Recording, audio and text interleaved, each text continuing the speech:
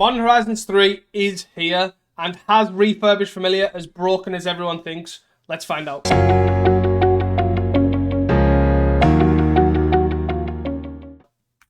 Hi guys, welcome back to Casting Commons, the show where we talk and discuss all things Pauper. I am your host Teasdale, and this is my co-host, the writhing Chrysalis himself, something like that. Reese? Chrysalis. Something like that. Hello. Some broken common that everyone twines about Unlimited. Before we start, do not forget to hit that like, subscribe, and follow button so you never miss an upload. It also helps the algorithm and is a great way to get exposure and a great way to support us for absolutely free. So, pal, you doing anything exciting in Magic this week? Yeah. Played a fair bit of Magic and done quite a bit of like Pauper stuff as well. I played our local F&M on Friday. I took Bogles to that and ended up going 3-0. Unfortunately, my Modern Horizons 3 cards hadn't come, so that was a stock pre-Modern Horizons 3 Bogles list. Then Saturday we had our release for Modern Horizons 3, which I also 3-0'd with a Jeskai aggro deck, which was pretty sweet with the little the energy goblin, like the red-white energy goblin was pretty sick there. And got a few more packs for my troubles to pull the commons out of. It's surprising, like I keep opening Modern Horizons 3 packs and I'm like, basically all these commons I want because they're almost all playable in Pauper, or potentially playable. So it's actually pretty sweet. Although there's slightly less commons in the pack, which is the shame. A lot of them do seem to be very, very playable, or at least interesting. Yeah, definitely. And then after that, my order actually arrived on Sunday of basically all the Modern Horizons commons. So I've just been updating all our paper gauntlet decks. So I think I've got 5 or 6 of those updated with new cards. So it should be pretty fun for playing this next F&M on Friday coming. Sweet. What about yourself? Recorded is basically the best thing I can describe. I had I think I had a Saturday during the day free, so I tried to record, and I think I ended up with 5 videos-ish, maybe 4, and they were all awful. Like, all went terribly. I was like, this isn't even fun for anyone to watch. Like, some of them were brews. I was like, fair enough. I expected these to go 0-4. But, like, some of them, I was like, I just played someone's Grixis Infinite list, or I played someone's Black-White Blade list, and I was like, oh, okay, fair enough. Just getting absolute steamrolled. So Saturday was just not my day for playing Magic. I think I played 3 or 4 leagues, and I think I got 3 0-4s and a 1-3 drop. I was like, that'll do.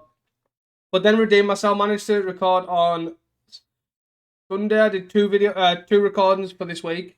Ended up playing a list that we'll probably end up talking about, the red-green Eldrazi Ponza.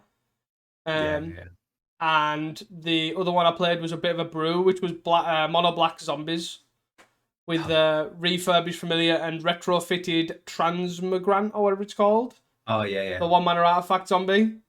Which again we'll probably touch talk on about in a second, yeah. And yeah, they were fun. A lot better than the Saturday's events. So yeah, it was quite good. I think, to be fair, Grixis Affinity in particular seems to be in a really weird spot at the moment where everyone's hyped it up, but it just doesn't seem to be converting very well.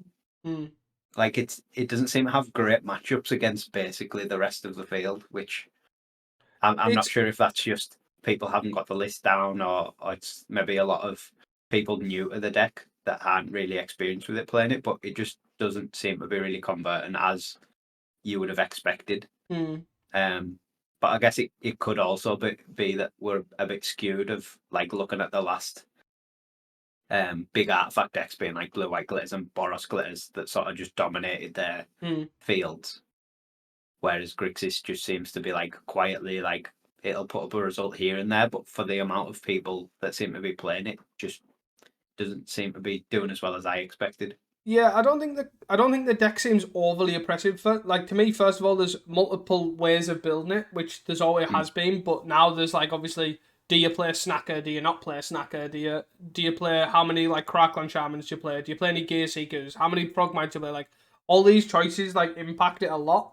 And I do think the deck is strong. Like we'll touch on the Creator Showdown as well. It did end up like taking that away.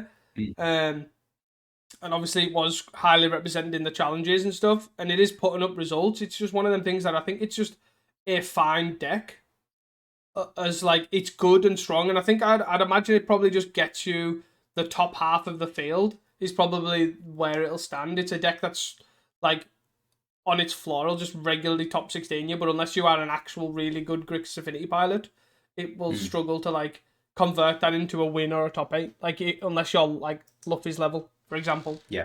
Is how I end up feeling it. But yeah, the I ended up getting like hated out like loads, which I'm not expecting. Like, and I'm no Grixis Affinity aficionado by any stretch, but it was like super. Everyone was on like Gorilla Shamans. Like I think I versed. This was like pre-Creator Showdown, I think, and I effectively, from memory, I got like main deck Gorilla Shaman in like Madness or something. I was like fair enough. I guess that could be the other part of it where like people are packing the hate now. Like we've gone past the period where the hate's not just being played, but as well with stuff like Mogwart and Madness, and like the Boros decks and the Wildfire decks, they're all abusing the artifact lands. So basically every deck has hate now because those, like especially with Madness and Mogwart in particular, they've like risen from hardly played decks to like some of the like top 5 decks. So that'll impact as well. Like if you're now going for Affinity and Madness and stuff like Mogwart and Wildfire, rather than just, I might just dodge the one Affinity deck. Yeah, 100%. And I guess we'll see moving on the weeks if this carries on. But I think Grixis Affinity will definitely be a strong deck. But it'd be interesting to see if it does carry on to be the deck. That'll be the interesting thing for sure. Would you like to move on a bit of news? Yeah, go for it. So, tournament news first, just for reference, there is the Monarch event in Sheffield at the end of this month. I believe it is not this weekend, the weekend after. Yeah. And that will be held at Sheffield. And if you are interested in getting your tickets, please check the link in the description below. It is unfortunate that we will not be there, but it is going to be a good and well-run event. The other events for the UK, if you are interested in seeing what there is, I highly recommend checking out Pauper Dan and giving him a follow on Twitter, or X as it is now called, because they retweet the events like crazy. Finally, the other one to keep an eye out on is the LPI International League. That is being hosted at Badger, and it is the only place in the UK to host this event, and that is on the 20th of July, so I recommend checking that out. I think the description, they'll be in the... won't be in the description because I can never find the event, but I think it's somewhere in the Pauper UK Facebook group if you want to check that out. Moving on to some actual news. It's a really weird one. I'm going to cover this in news because of just the way the event was and ran and all this sort of stuff, because it wasn't really a top 8. It was like a double elim event and things like that. But the Creator Showdown, the first ever Creator Showdown, went down on, I think it was Saturday or Sunday. I actually can't remember. The weekend went to a blur, I'm not going to lie. But basically this event was anyone that is in the MTGO Creator Program, they got a position or a chance to play in this event, and there was 64 of these people in the program. I think there's like 80 of them in there, so like 16 of them didn't get in or whatever. But anyways, you got a chance to go in this event, and it was a double elim knockout almost. So if you had 2 losses, so if you went 0-2, you were just out of the event. But it was basically... The prizes was it was a $5,000 prize pool, and the winner, who went 6-0, won I think like $1,250 or something stupid, or like $2,500. It was a weird number. Yeah, it was like I remember looking at it and saying that's an odd number. So yeah, the one I think they won like $1,250 from memory, and then the person who was 5-0 going into that last round and lost the last round. They ended up taking home like $750 or something stupid, something along them lines. You can find the prize support on the website. I'm not gonna lie, I am 100% winging this right now. And then the 4-2s all got money as well, didn't they? Yeah, basically. There was and the 4-2s all got money after that, basically. And it was an interesting one because from memory, there was only 4 actual. For reference, I guess I should also say the format was Pauper. This is the first one, and it was Pauper. I think the next one's like Modern, and they are a monthly event, which is great. Great thing for Daybreak to do. It was streamed, so I think they were all told all the people in the event had to stream it in some capacity. So like Kali streamed it on YouTube. You had like Misplaced Ginger and all that sort of people like streaming on Twitch. And then there was the mainstream Twitch, which was on Twitch and YouTube, I think, actually.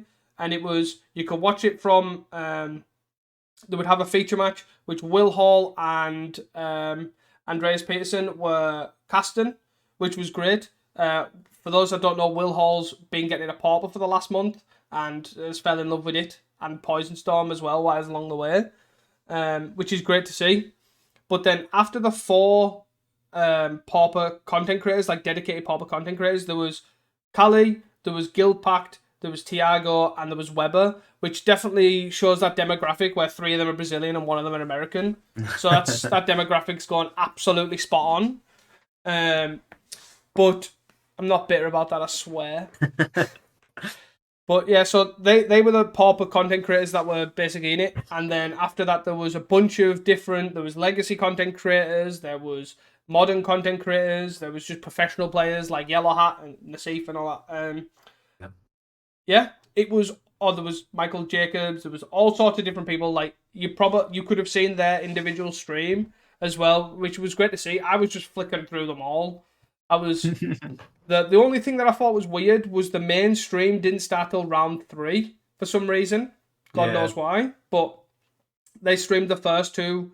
First, everyone else was streaming from the get-go, which was really cool. And you often found that, say, if someone was playing red or a deck that killed quickly or whatever, or they just generally finished it quickly, they would just pull up someone else's stream and just you have watching someone else's viewpoint. But it was a really well-run event from my perspective of seeing the stream, and it was really good to see all these people who hadn't played Pauper or don't play Pauper actually play it. Yeah, which was great. Yeah, I think that was one of the there was a lot of positives for this event. I think one of the big ones was just getting people who don't usually play Pauper or don't usually interact with Pauper involved with people who play quite often. And yeah, really good to see. The stream was really good to watch. Like you say, a bit odd that it didn't start from round 1. But obviously everyone else was streaming. Like, I watched quite a bit of Kali's stream. And when his games finished, like you say, he just basically watched someone else's stream and commented on that. But yeah, it's really good. It's a really good start from Daybreak, and hopefully they'll do it again with Pauper. Yeah, 100%. It was definitely cool. Also quite nice to see that Nassif or Yellow Hat came second. Just was on 5-0 and then lost in the last round with basically a Boros Bully deck that was from like 2018 with basically 3 landscapes and 2 Thraben charms or something in the main, and then it was just like slightly updated after that, and that was it. It was like an old school deck just revisited. It was like like you said, the loot and Rally the Peasants Boros shell, but like updated with the new creatures and stuff like the new Thraben Inspectors and stuff like that, wasn't it? It's quite interesting. Yeah. But yeah, there was a lot of cool decks. A lot of people were just brewing crazy stuff. There was a couple of people on like Baskin Brood scale combo. There was a couple of Ponza people, a couple of people on just like Red Green, Eldrazi, Stompy. Grixis Affinity did end up taking it down, going 6-0. But ultimately, yeah, it was, and I think it was the most played deck as well. It was like 42% of that field of 64 players. But yeah, pretty sweet. It was cool to see because like Kali, I watched Kali's stream for like the first one. It was like straight up, here's level 1. It's like, all right, you know, you're in for like, it's like, what the hell's going on? It's like these people that obviously like Twitch Vintage or Legacy, and it's like, here they are, they're just rocking Pauper playing bridges. It's like cool to see, and I hope it carries on. Cool. And even cool to see like in the future, like next month when all the dedicated Pauper content creators move on to Modern, watching them dive into that. It's cool. Would you like to move on to the Friday challenge after that long-winded tangent? Yeah, definitely. So the Friday, the 14th of June challenge, 61 players. So again, pretty good numbers for this Friday recently. First place was Bogles. Second place was Cycle Storm. Third was Mogwarts. Fourth was Blue Red Scred. 5th was Black Red Madness, 6th was Heroic, 7th was Poison Storm, and 8th was, I've called it Black Red Dispute because I didn't really know what to call it. I'm not gonna lie. We'll cover that. I checked this out on Friday. Like I was sitting there watching telly. And I was like, I'll check because you know how the results are Rapido. I looked at it. I scrolled down to 8th place, seeing Luffy's name, seeing Campfire, Wellspring, Lembus, Crip Rats, and I was like, oh, retrofitting. He's played retrofitted in Gardens and then moved on, and that was it. And then literally until you seen the notes, he was like Black Red. I was like, what? Nah, it's Gardens that. And then I looked. And I was like, wait, there's no green. No, there's no Gardens in it. We'll go over it anyway. And then the 2 near misses, 9th and 10th, were both the black-white refurbished familiar blade deck. So yeah, a pretty interesting start to our Modern Horizons involvement in Pauper, really. 6 out of the 8 decks in the top 8 are all playing new cards, which is cool. Especially week 1. The only exceptions are Heroic, which is a bit of a standout deck anyway, and Poison Storm from Kali, which didn't really gain anything. So it's not surprising that there's nothing new in there. I was quite sad about that, to be fair, because I told him to play is it Fathom the Untruthable or whatever it's called? The 5 mana draw spell. I was like, just play instead of Deep Analysis, it's miles more funny. Instant. Do it. And there's only one Deep Analysis. It doesn't draw 4 cards. Yeah, that's irrelevant though. Oh man. Play new cards. New cards are fun, but I guess if it could maybe leverage the Scion or the Spawn a bit more, but it doesn't really do anything for you. No. It's funny though. And it's instant. Yeah, it is an instant. Where do you want to start? I guess probably the Black Red Dispute deck from Luffy, right? Is at the bottom. The wildest deck. In 8th place. Like you say, I sort of started reading it and saying, oh look, it's Gardens, but then got to sort of the mana base, which is just a bunch of swamps, some geothermal bogs, which is Cottage and Bajuga bogs. The red is literally just a splash in the sideboard, so it's almost mono black. Yeah. But then even like the draw package and the removal package is quite a bit different to Gardens, with basically just defiles and cast downs as removal. Yeah, I find this list really interesting, to be fair, because I really do like, when I seen this list, I was like, I really do like the retrofitted as an actual win con. And it is obviously just a pseudo garden. It's just a plant token in effect early on. You just play it down and then dispute it later on in the game, but then it's just your win con later on. But then you've also got the garden sort of Crip Rat's Campfire loop, and along with Tide and Blade, which we know Luffy is definitely pro playing almost. So I really do like this shell, to be fair. And I also really like that they've basically utilised the Eviscerator's Insight as well straight away. The new Deadly Dispute with flashback. And this deck can definitely utilise it, and so can Gardens too, so I'm not surprised that it just went straight in there. It very much looks like it's trying to figure out which draw 2 is the one to be on. Obviously there's 4 Deadly Dispute because it's obviously the best, but then there's 2 Eviscerator's Insight, which is the new one with the 5 mana flashback, 2 Fanatical Offerings, and 2 Reckoner's Bargains. So there's a lot of draw power, but just like split down the middle, like where do I want to be type thing. Yeah. And the creature suite is perfect. I think, to be fair, I've found myself, this is probably the worst time to be playing the initiative in general. The initiative's always been a stellar sort of effect against Affinity. And I now just feel like that isn't just not the case anymore. Like, Refurbished Familiar being a 2-1 flyer, and if they're on Sneaky Snacker as well, that's another 2-1 flyer. It's just generally all round just a bad effect to have, which I'm not against by any stretch. I actually am happy that they've effectively rotated out the initiative currently. Yeah. I think, like you say, it's definitely the Familiar and the Snacker coming from multiple different decks now that just makes the initiative really awkward.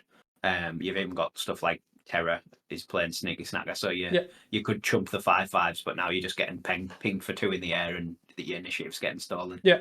And I think it's a great time to look at a Gardens deck that's not Gardens, and this is a perfect week 1 attempt at it. Like, if not, I wouldn't be surprised if, by the draw package, I wouldn't be surprised if this ended up being like the end deck. To be honest, it's pretty solid. To be fair, from Luffy like week 1. I also really like their sideboard, and I like the red splash for the sideboard too. Yeah. The red splash in general just seems so free with the trolls and the geothermal bogs. It just seems like, why would you not? Because obviously the red cards are so much better against artifacts and mirror enforcers, exile and mirror enforcers, blown up lands with gorilla shaman and stuff like that. I do also really like the fact that they're on divest as well. Seems like a perfect card to hit refurbished familiar. Kudos. Just a great deck. The thing, my next thing I would like to touch on is more just a comment than anything. The 9th and 10th place black white blade decks. The 9th place deck doesn't run Deadly Dispute; it runs 4 Fanatical Offering. Find that really odd. Very, very odd. Like, yeah, it is sort of a weirder take on the deck. It's got the free Okiba Gang Shinobi in the main as well, which we often see as like a sideboard card, but you don't often see, especially 3 of them in the main. I guess maybe just trying to utilize that +1/+1 counter, because you've got the Inspiring Overseers as well as the Gleenhawks and the Skyfishers and the Familiars all as like evasive threats. Whereas the 10th place one doesn't run the Overseers or the Okiba Gang guys either. Yeah, it just seems all around a pretty strange take on the list. Obviously ended up working out coming 9th, but yeah, just an interesting one. And it's definitely more artifact based with obviously the 12 artifact lands. Like as in compared to pre-Modern Horizons 3, not compared to them both. Yeah, I think that was why, to be fair, when I've written it in the notes, I've called it Refurbished Blade rather than just Black White Blade, because like the actual deck is significantly different to the pre Modern Horizons ones. Like the entire mana base essentially has changed to support the refurbished familiars. Yeah. But yeah, 2 different takes on what is probably one of the better like week 1 decks. It was sort of alongside Grixis Affinity, the easiest one to just slot in refurbished familiar and go to town. Yeah, I can get behind that. After that, the only other down the bottom sort of things that I can see is the only comment I've got is talking about main deck Affinity hit earlier. Kali did mention to me that he did verse, I think it was like round 1 or 2, he versed main deck Dust to Dust. Which was obviously from a Poison Storm perspective, it's generally not that bad. They might hit a couple of prisms or something, but it's not backbreaking. But just funny that it mentioned that was a thing ended up happening. Yeah. Anything interesting from this? Yeah, so I guess going back to the top, obviously first place Bogles. Yeah. Pretty surprising. I don't think anyone was expecting to come into week 1 of Mon Horizons and Bogles to win, as well as it playing 4 new cards in the main, with Malevolent Rumble, which is one I know you like sort of mentioned for Bogles before. Definitely seems to be, as we go through the challenges, it seems to be a really solid inclusion. A lot of people seem to be impressed with it.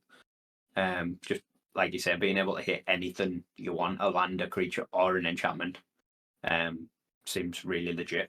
Yeah. I also think even stemming away from the Rumble, like even if they are just stock pre MH3, I do think Bogles is just in a really good position right now. When everyone's trying to durdle and refurb on turn 3 or something and, bounce it and stuff like that, you're just sitting here with an empty hand and a 13/13 in play. Like, I can't imagine that going wrong for you. And I guess stemming on that as well with Black White Blade, like, apart from Blade being the only real edicts around, which I think Bogles is definitely adapted to, the random chainers effects. It's more the Accursed Marauders and what's the Collect Evidence one? I know what you mean. To get rid of the largest power. Apart from those, which are obviously a lot harder for them to play around, like the standard edicts, I don't think really cause too much of a problem. Especially with the Malevolent Rumble and also a Kalni Garden as well in this one's main deck. It's sweet. Yeah, I guess that is the bonus of the Malevolent Rumble as well, is the guy is not irrelevant. No. Especially with, like, there's quite a lot of Black-White Blade around at the moment. Like, realistically, you just need to dodge one or two edicts and then you'll have killed them. Yeah. But yeah, the Rumble, is it Spawn? Yes. The Spawn isn't irrelevant in like multiple different ways, and to me it's quite surprising how strong it is. Like, it allows you to play your 3-drop when you're stuck on 2 lands, and also his edict protection. It's definitely a great option. For sure. Then second place, once again, is just Tyrube dominating with Cycle Storm. Yeah. There was actually a new card in it. I was just about... One Seething Landscape. There's also another change. There's a Siege Smasher as well in the sideboard. Oh, 2 new cards. Even better. But that'll please you. Does it just a destroy artifact in the sideboard? Yeah. I like it. Makes it easier. I don't understand. I like it how it's in the sideboard, but then they've went, it's all right. We need Vision Charm as well. All right, whatever. But yeah. To be fair, it does seem like a very good answer to Relic in particular. 100%. So yeah, I can definitely see that either becoming a mainstay or maybe even increasing in numbers. Yeah. Vision Charm or like, I guess, has slightly different utility or a slightly wider range, but yeah, just being the perfect answer to a Relic is very strong in this deck. But yeah, it'd be interesting to see if it does, if it's higher up next week when he top 8s as well. So for sure. Do you want to touch on Bocky Flocky's Mogwarts list? I guess why we're going down. Yeah, I'll leave that one to you. So the only real changes to this, mainly post MH3, is the Eviscerator's Insight. There's a one-of Eviscerator's Insight in the main deck, which I think is fine. I think it's a fine option to definitely test. I personally, even when I was building like the Lizard combo deck as well, I'm a much better fan, even though I know it draws 4 in a combo deck, I much prefer the Fanatical option because I do think the map does a surprising amount for both combo decks. Resetting a Putrid Goblin is not nothing. And I've definitely won games multiple times by either making it a 3-3 or resetting it. I do think it has, looking at it, it looks like it has... I'm lying to you. It has replaced a Fanatical offering by the looks of it. I personally would probably look at changing it to From the Faithless Luton, because again, a card I'm not really that much of a fan of. Once you've sort of got around the mono red matchup and you don't need to go fast, you sort of don't need the Faithless Luton in my eyes. But yeah, definitely sweet changes. I also do like that they've went to the main deck Mass Vandal because they expected a lot of affinity. Yeah, I was going to mention that one. It's slid back in. Yeah. It's obviously was out for quite a while, but yeah, definitely seems the time to bring it back. I guess with the expectation of Control or like Corgate to be on the down low, I see they've moved away from the Mesfiends in the main. Moved to the side, which is interesting, for sure. And then I guess the last deck in the top 8 that I really want to look at is the Black-Red Madness deck. Yeah. That seems to be becoming a mainstay of our top 8s nowadays of challenges. Yes. It's definitely the up-and-coming aggro deck. And to be honest, with the lack of Kuldotha this week, it seems like it could be on its way to replace Kuldotha as the aggro deck of choice. After MH3, obviously, this one is particularly interesting because it runs 4 Sneaky Snackers, which when you're playing cards like Highway Robbery, Faithless Luton, and Deadly Dispute, seems like an ideal card for this kind of deck. Even as well, just cracking 2 bloods a turn, like in the late game, is not out of the question. And discarding it to the blood. Yeah. It's a solid card in this deck, and it's definitely impressed me, to be fair. Like, Kitchen Imp's always been one of your, either, like, generally a really good threat, and then having a Kitchen Imp that basically keeps coming back is definitely a real threat. Yeah, interesting that it replaces the Tomb Raider as well as the, like, in that creature slot. And just basically shows up on, I'm just going to chip for 2 in the air with my Kitchen Imps and me Sneaky Snackers. Yeah. But yeah, definitely an interesting take on it, and I really do like the Sneaky Snacker edition. It still always looks odd to me, no matter which Madness deck I see, running 3 Highway Robberies, 3 Vampire's Kiss. Like, always baffles my head. Like, I always found that Vampire's Kiss is definitely the best card in the deck for me. So it's surprising that it's down to three of, but sweet to see anyways. Sweet to see the deck. I guess with Snacker in particular, it probably makes Highway Robbery better because it's just less work to activate your guy. Yeah. Like, you can just play it in your turn and you get your guy back. But yeah, interestingly, like the Sneaky Snackers as well, they're basically uncastable. You've got the couple of Deadly Dispute treasures, and that's it, right? So you are basically full on trying to discard them. Yeah, definitely an interesting take on it, for sure. And it'll probably be a mainstay moving forward, I would imagine. I would have thought so, yeah. My last comment, I don't know if people have seen that there's Jeskai Energy, which is like the Wildfire deck, but running the Jeskai Galvanic Discharge, the Scred almost, the Energy Scred. I'm interested to see if it potentially becomes in blue-red as well, which might be surprising, but there's no real payoff for the white. Like, the white side has the Jolted Awake, is it called? But obviously blue-red still has like the attune the narrative or whatever, and then the energy Scred. So it'll be interesting to see if it does. This list in particular is still Scred, but I'm wondering moving forward if they do end up trying the energy effects in blue-red. That card, in particular, that Galvanic Discharge, is it? Discharge, was really good in limited, like insanely good. Yeah. I was using it to kill like 6/6s and stuff for 1 mana, so it does scale like a Scred. I think to replace Scred, you would need other energy makers in your deck for it to work. You couldn't just put the 4 in like upright.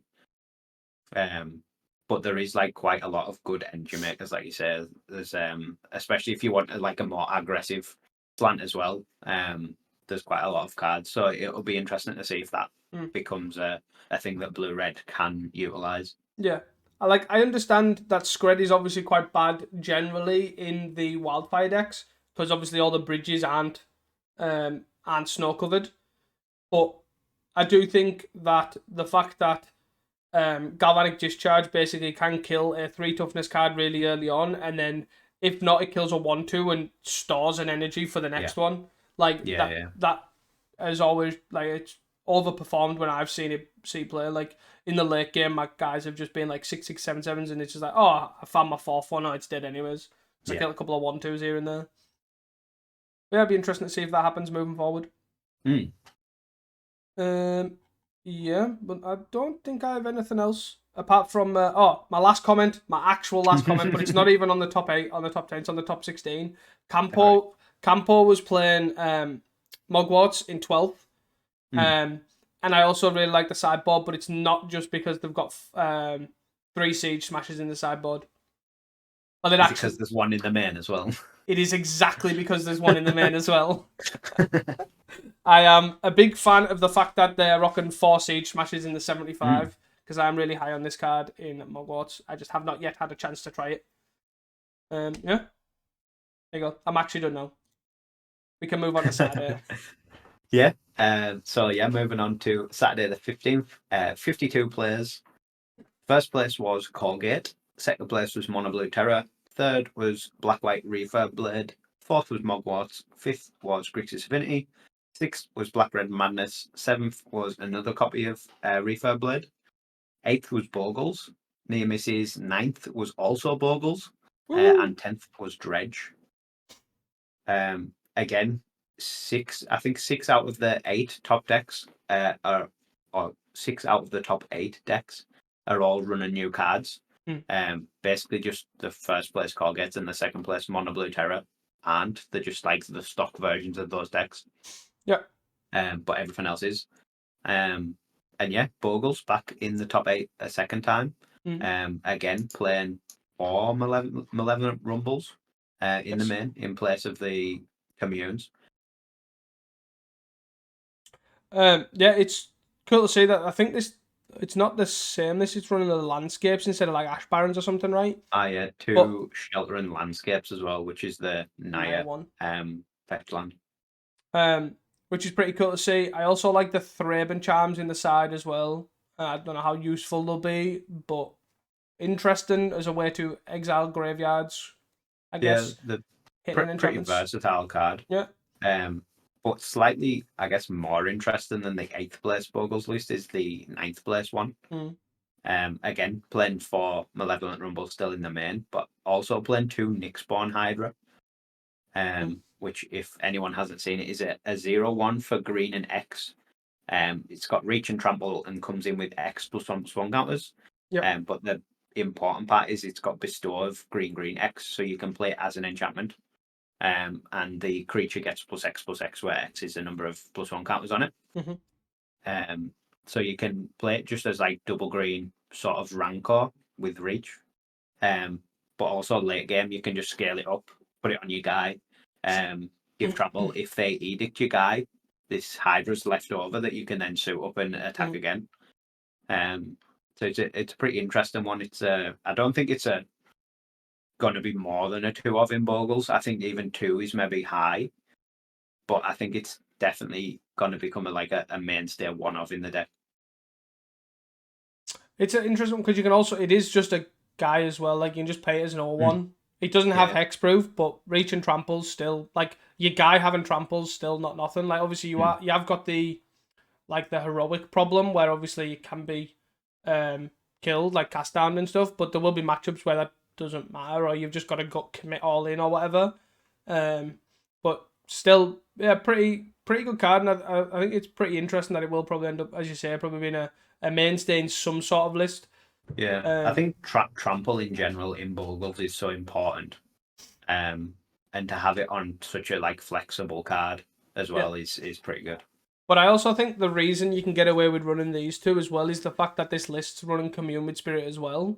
So it's like your Spirited Companion was back when Commune with Spirit first came out. It's your enchantment creature that you can get off it. So definitely is a very versatile card and definitely gets even more versatile with the 3 Communes as well as the 4 Rumbles. Interestingly enough, they are running a Wild Growth as well. Yeah, it's a bit of an odd one. With the Auronal in a side as well. Very, very interesting list, for sure. Yeah, obviously definitely testing a lot of stuff out, but cool to see so many new cards being played. Extractor Confession, that's the name of the other edict. That's the edict. Which leads us quite nicely onto the 6th place Madness list. Slightly bit different. It's only running 1 highway robbery. It's running no other real nonsense creatures. It's literally just 4 imp, 4 epicure, 4 snacker. There's no mutts or tomb raiders. 4 bolts as well, which the other one wasn't doing. It had 3. Yeah, just gone all in on demand answers. Is the main difference. It's 4 demand answers and then just 1 dispute, 1 highway robbery for your draw spells. And still on the 3 Vampire Kiss. Definitely an interesting way to do it. It's very, very much feels committed to the sneaky snacker as the win con. Yeah. Or as a big portion of the win con alongside the burn, obviously. Yeah. For sure. And then the 5th place, I guess, is another interesting snacker list, is Grixis Snacker Affinity, or whatever you want to call it. Going on the full 11 draw spells. 4 Thoughtcast, 4 Deadly Spirit, and then 3 Bargains, along with 4 Sneaky Snackers, 4 Refurbished Familiars, which is interesting way to take, because there's no Frogmites. It's just 4 Fams, 4 Mer Enforcer, 4 Snacker, and then 2 Cracklands as your sweeper effect. Which is pretty interesting. Yeah, I've been seeing these with the Grixis Affinity list going in on the Sneaky Snacker and the Refurbished Familiar and cutting stuff like Frogmites. Obviously, basically none of them have been running Kenkus or Gear Seekers as well. But it sort of makes me wonder if there's a more aggressive way to build these decks as maybe a black-red version with just 4 Mer Enforcer, 4 Frogmite, 4 Refurbished Familiar, and then 4 Galblast and stuff like that, or maybe Esper or something along those lines, but just loading up on the guys and trying to be more aggressive so you're less dead in the water to turn 3 dust to dust, really. I think the thing is, though, I think some Grixis Affinity generally sometimes just has hands where it doesn't care about dust to dust. Yeah, true. Which is the weird one. But then I also think I tried like a black white. Obviously, you don't have the reach of Galv Blast, but I tried like an Mm. aggro version, which was like sort of refurb, Frogmite, Mer Enforcer, then all the inspectors and stuff. But because you don't have another big guy, like I always felt like if you don't draw your Mer Enforcer or you don't draw your refurb, it's like a really awkward stack. You just don't have that reach. Like there's no all that glitters or there's no Mm. like it just felt like it was something was missing almost. Maybe we need to unban the other Mer Enforcer I wonder if companion. you could go like green red and just play like Carapace Forger and Galv Blast, and or you can maybe even go Jund if you want to get the familiar in as well. Carapace Like Forger Jund OP. aggro, Jund aggro affinity or something. While you're there, while you're playing Jund, you might as well just add Baskin Brood Scale and Come Sadistically as on. well. Oh, we're But yeah, cooking. it just seems like a lot of these Grixis affinity lists are just very dirtly, Yeah, like dirtly value. yeah, yeah. And now there's some like the refurbished familiar in particular is essentially a 1 mana 2/1 flying. Hmm. Just seems like you could set like an aggressive slant up on one of these decks. Yeah. Maybe, maybe the actual card that's now reasonable is Ethereum Spinner. Maybe that's what we need to play. A 3 mana 2/1 that makes a bunch of 1/1 Thopters when you make them discard cards. Mm. That's it. Your Thought Casts cost more than 4. Your Mer Enforcers, your Refurbs, your Frogmites. Basically, your deck costs 4 or more. That's it. That's the secret. Um, Moving on, I guess. There's I guess the third place Black White Blade deck as well is quite surprising because it's sort of it looks like it's sort of carried on that ninth place deck without the Deadly Disputes with the Akiba gangs, but like Yeah. changed the numbers around. It looks like it's cut an Akiba gang for a Thraben Charm main. Um, Yeah, it's very similar to that that one we mentioned before with the 4 Inspiring Overseers mm, in the main as well. yeah, pretty. I guess we're just gonna get used to the Black White Familiar, the new Boros almost. Take a bunch of game actions and do not a lot of stuff.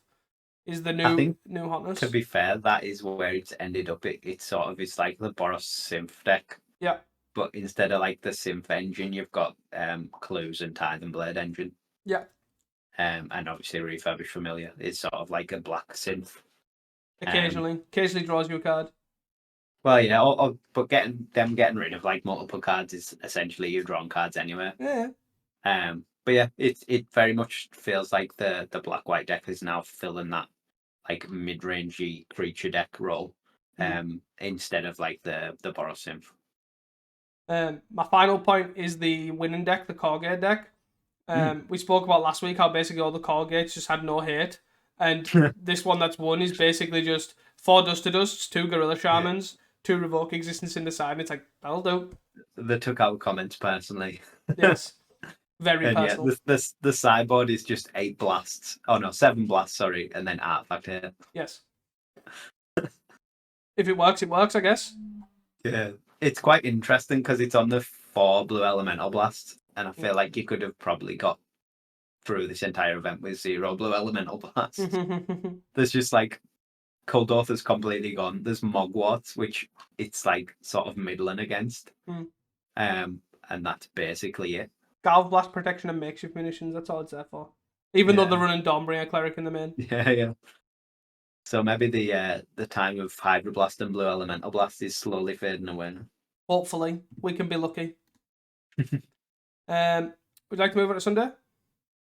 Yeah. So yeah, Sunday was another sweet one. Sunday the 17th with 66 players. First place was Combo Walls. Second place was Fams. Third was Refurb Blade. Fourth was White Weenie. Fifth was Ponza.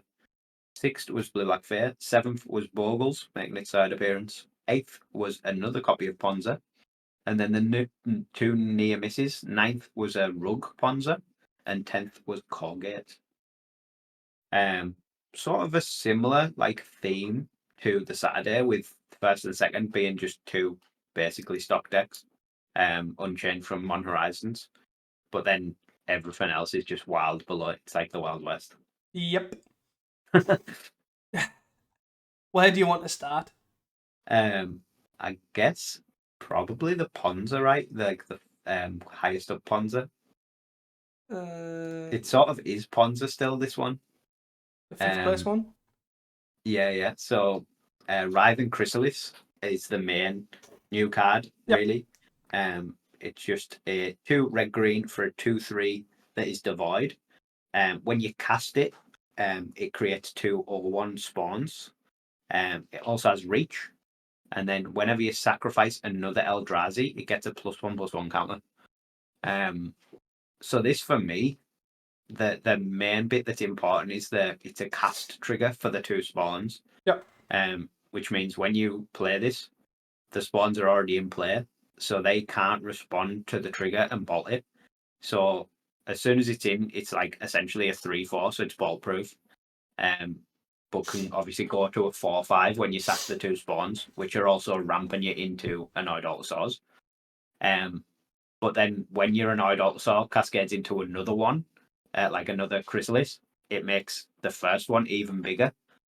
The card just seems pretty nuts for like a red-green creature.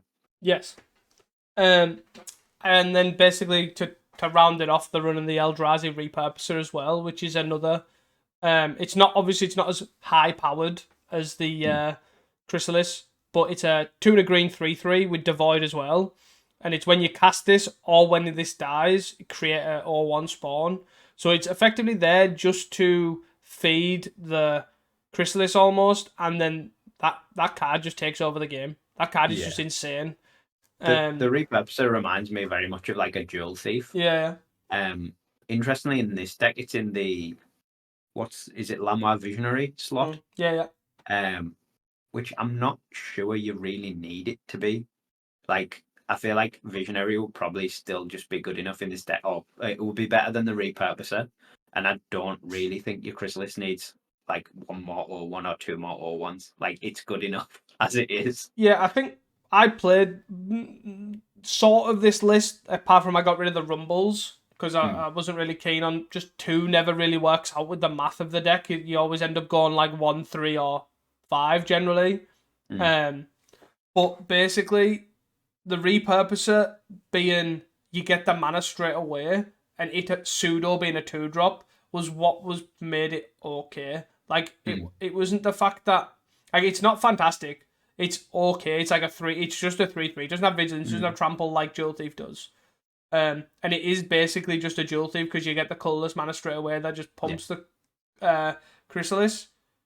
But there is times where because you curve, like your bombs are a little bit like cheaper because you want to be casting your Chrysalis and your Repurb. So there's a lot of times where you're just like, here's my 4/4 and here's my 3/3, and you know it's like, oh sorry, here's my 4/5 and here's my 3/3. Yeah, that's fair. And that's sort of where it is okay, but I do generally agree with you. The draw card of Visionary is so important in these like red-green decks when you like you cast your Altasaur and you hit one of the low drops. Yeah. You just rather it was one that draws a card so you can keep one. True enough. And yeah, the Chrysalis is so good by itself. It probably just doesn't really need that support. But it is interesting that that also will trigger and make your Chrysalis grow. Yeah, I think the only thing is I've found is like the first one obviously being a 4/5. As soon as you get it that 1 extra spawn, it's like basically you're just tanking everything. Like obviously you're already tanking Mirren Forces, but 1 more spawn trades with a Cryptic Serpent, 1 more trade like blocks Tolarian Terrors and things like that, and Gurmag Anglers. And then it obviously has Surprise Reach just hidden in the wall of text. The card's just definitely strong. For sure. I guess also adding to that, there is 3 Malevolent Rumbles alongside 4 Thermocast and 4 Acid Moss as the spells. So the spawn off the Malevolent Rumble is also adding to this enormous guy. It definitely makes Cast Down look like it is needed in the format at the moment when there's essentially 4 mana 4/5s that add 2 mana. Yes. When they enter. My only thing that I didn't like about this deck, and was my change to this, well, not the exact list, but pretty similar to this list, was I did cut the Rumble because they're not running Ent. Yeah, that's true. And I thought, like, the fact that you can't hit the land destruction spells really put me off that card. I don't know why. I just don't like the idea of just milling stuff. Makes me feel uneasy. So I just put Ents in instead. And deck seems solid. It's just bomb central. Like, you effectively have a green-red 4/5. Because you get the spawns back. It's pretty easy. And it's not out of the question because as if most people played against Ponza, you can get 4 mana on turn 2 by leading on Arbor Elf plus then a land enchantment. So you can produce 2, untap it, and produce another 2. So you can Acid Moss on turn 2, but now sometimes you just go, I don't need Acid Moss here, I'll just Chrysalis anyways, and I'll dome you for 4 for the next 5 turns until you're dead. Yeah. I think on the sort of end conversation, the 8th place list is essentially the exact same main deck, but -4 Avenging Hunters and +4 Ents. As we've already said, like, the initiative at the moment is pretty like on a knife edge because of all the sneaky snackers running about. Like, you kill them, it comes back, it'll hit you again. So it sort of makes sense that is the card you cut. But I also think with the Writhing Chrysalis and the Ent and the Altasaur, like, they all just secretly have reach. Yeah. So I'm not sure what the actual cut is supposed to be here, or maybe I have seen versions of this deck that just don't play the Ponza cards because the sort of you don't need to. There's a lot of bridges running around anyway, and you can just make it more just I'm gonna jam a bunch of bombs and just play a bomb every turn until you die. Yeah, I'm unsure. I don't know where to stand on this because there was quite a few in the Creator Showdown that didn't run the pot, like the Ponza-less Ponza. One of the content creators was like 4-0 going into it, which didn't run any of the Ponza effects, just went 4-2. Don't know if the Ponza effects would have changed that at all, but it is an interesting, like, because you are saying, as you say, there's a lot of bridges around, but there is a lot of matchups where you just go, here's my turn 2 Thermocast, you're gonna lose the game now. But it's hard one to know how important they are gonna be, and if they are actually gonna get there. I don't know if it should just be here's some bombs and here's some screds. Like, I don't know if that's the correct way to be. I don't even think you need to run the screds. Just run no spells, just all creatures and lands. All creatures, all lands, all the time. Yeah, maybe some Utopia sprawls and wild growths. Yeah, it might be the correct place to go, but it is interesting for sure. And I guess finally on the last Ponza is obviously a Rug. Essentially splash them for 4 Temporal Spring and a couple of Mold Drifters, I think. Yeah. No sideboard cards either. No blue sideboard cards. Definitely like a weirder. Oh, there's 3 Lorians as well. Yeah. So definitely a weirder looking deck. This one actually has removal in the main in the form of like 2 breath weapons. But yeah, it just feels sort of like a more fragile version of the 2 decks we've just spoke about, basically. Yeah, the thing that I actually don't like about this deck is the mana base. And it's not even like it's... So, for example, the other decks are running 18 lands, and they're running 16 forests generally, and then 2 wooded ridgelines. Both lists are running that. This list runs 16 lands, and it's running 3 bountiful landscapes, which is the Rug, the new Rug fetch land. And then it's 1 Highland Forest, which is the snow red-green one. Then 2 Rimewood Falls, which is the blue-green one, tapped. And then 8 forests, 1 island, and 1 mountain. And this mana base is awful. And I can tell you from a get-go, that is terrible. Yeah. It definitely makes, like, the just 8 forests makes turn 1, 4 Arbor Elf, 4 Utopia Sprawl, 2 Wildgrowth super hard. Yes. I would instantly prefer this mana base if it just cut every single non-basic forest and the fetches and just ran forests. I imagine the mana base would be instantly better. I would like to know how many times this player mulliganed because their lands were snow-covered mountain, Arbor Elf. Like, I imagine that was probably, or maybe even snow-covered mountain, Lorien revealed Arbor Elf. Still sounds horrendous. Even with the fetch lands and stuff and the tap lands, the Arbor Elves and the Utopia Sprawls are so awkward if you can't just turn 1 them, or especially if you can't, you've got 2 and you can't like effectively chain them into each other. If your hand's like fetch land, tap land, or something like that, and you can't just play them like one into the other, it definitely makes the whole Ponza side of the deck that this list is playing more of, like, make less sense. 100%. I don't know if any people have played Ponza a lot, but I can't imagine there's many games where a Ponza player, I know I've probably been on the other side of this, where a Ponza players went turn one mana rock, Utopia Sprawl, Wild Growth, Arbor Elf, whatever mana acceleration you want. And then turn two, they go Generous End, play my tap land. Like, I can't imagine, I don't actually think I've ever lost a game against Ponza where they do that. Because they're losing so much tempo. The good bit about Ponza is, I am going to turn one, play an acceleration, turn two, I'm going to blow up your land. Or play a giant bomb. And this mana base is just not doing either of those things. For me, anyways. That's my, I'll get off my pedestal, my high horse or whatever. Fix your mana base. Congrats on coming ninth, though. I would agree. I just think the blue's so unnecessary now. Like, when we're thinking, like, oh, do you actually even want to be playing the Ponza effects? Yeah. And then adding 4 more in just seems like... Yeah.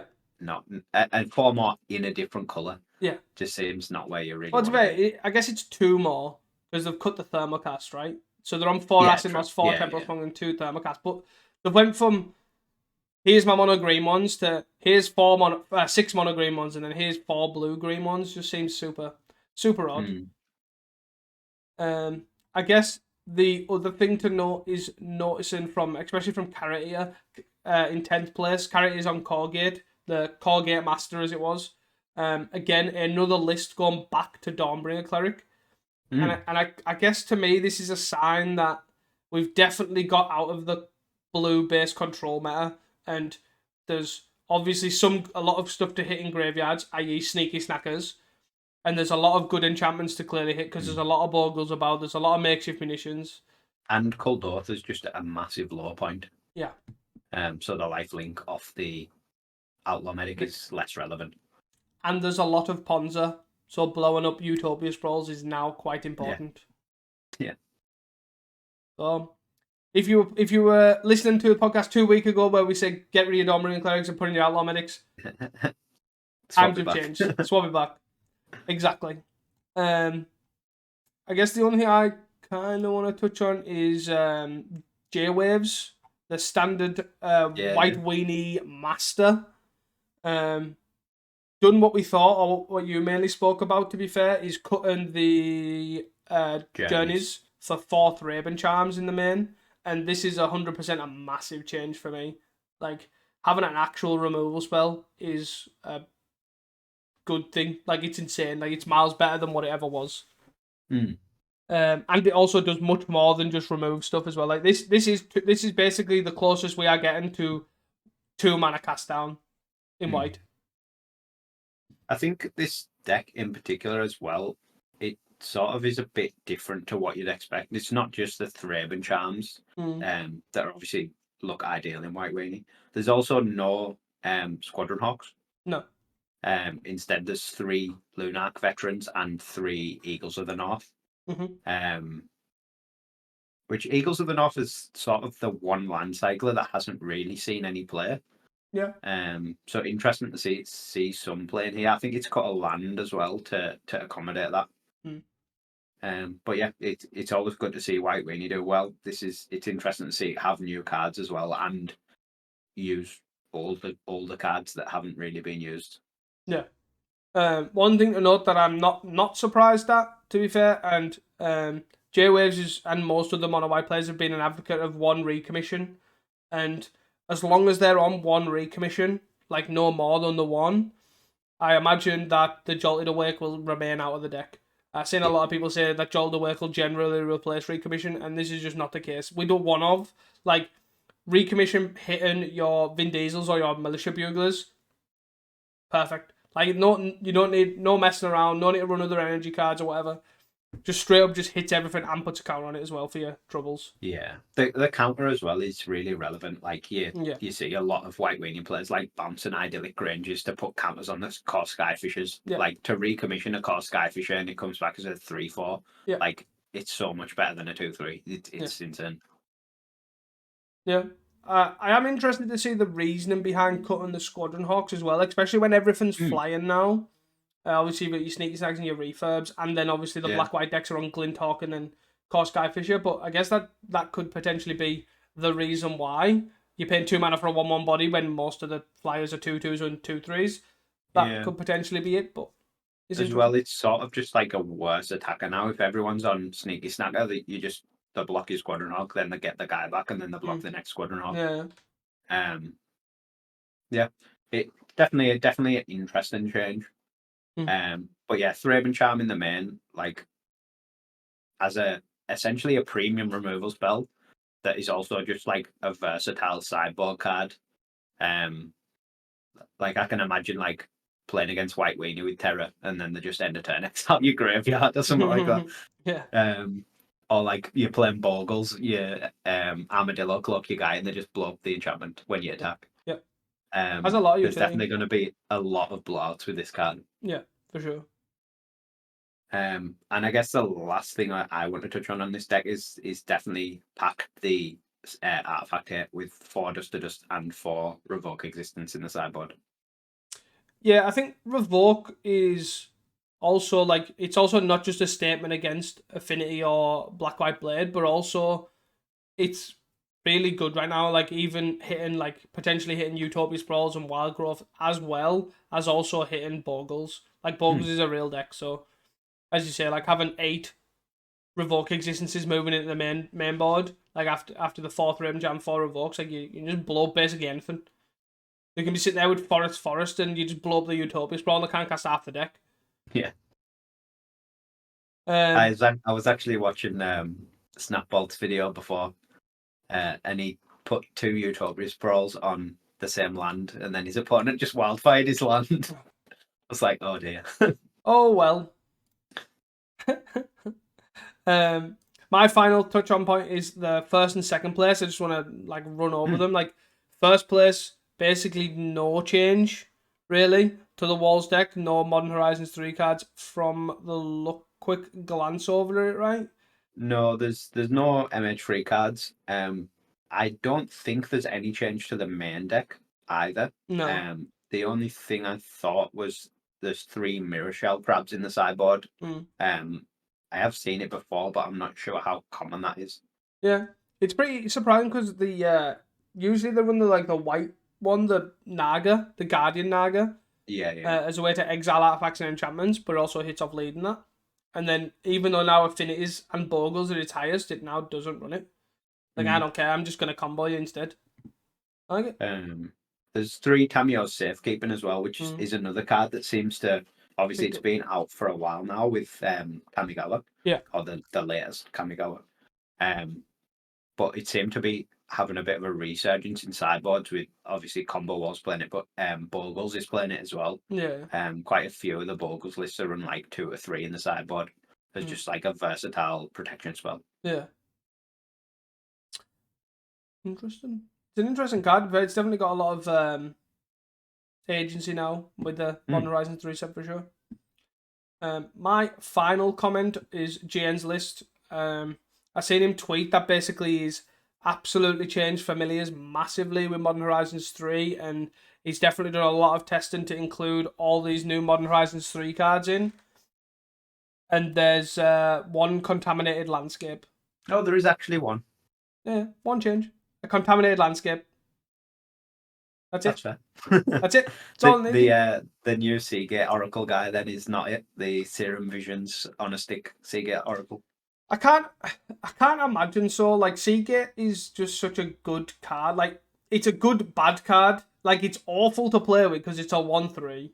But the fact that like the 2/2 just doesn't do as much and it doesn't get you to choose. I don't know, it just seems awful. Like the first if you're playing only one, the first one is so much worse than Seagate Oracle.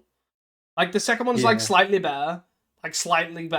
But yeah, I don't know.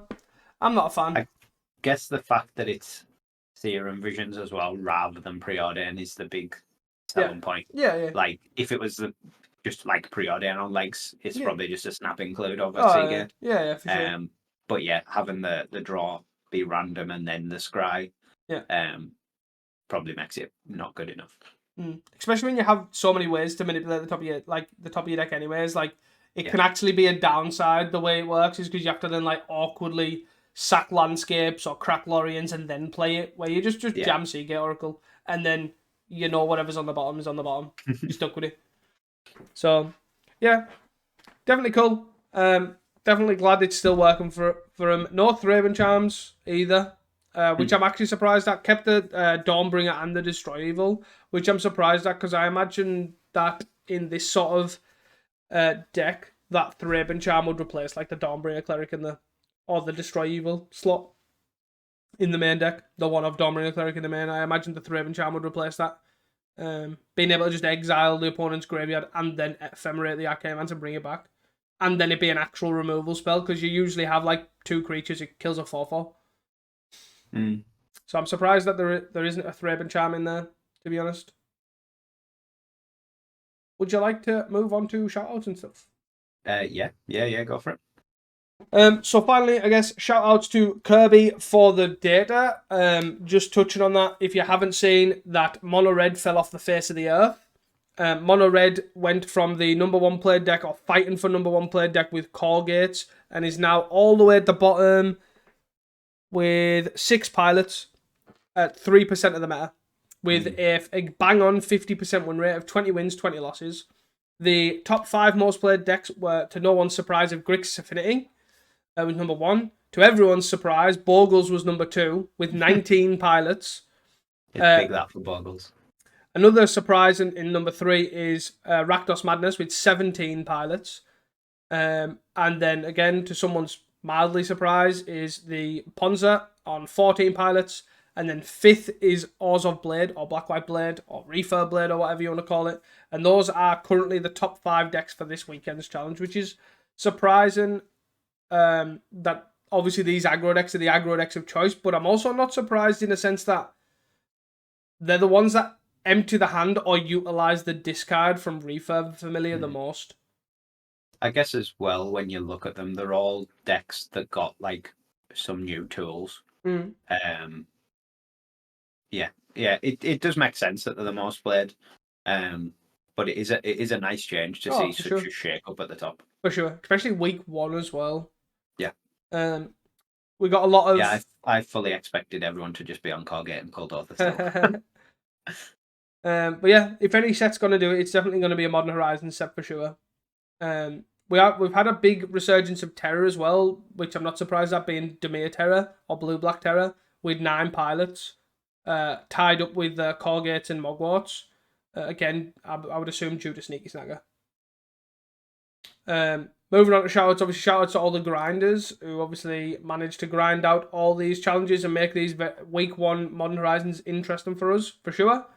Yeah, and shout out to all the Ponza players who have now got new toys, and green is back. Woo!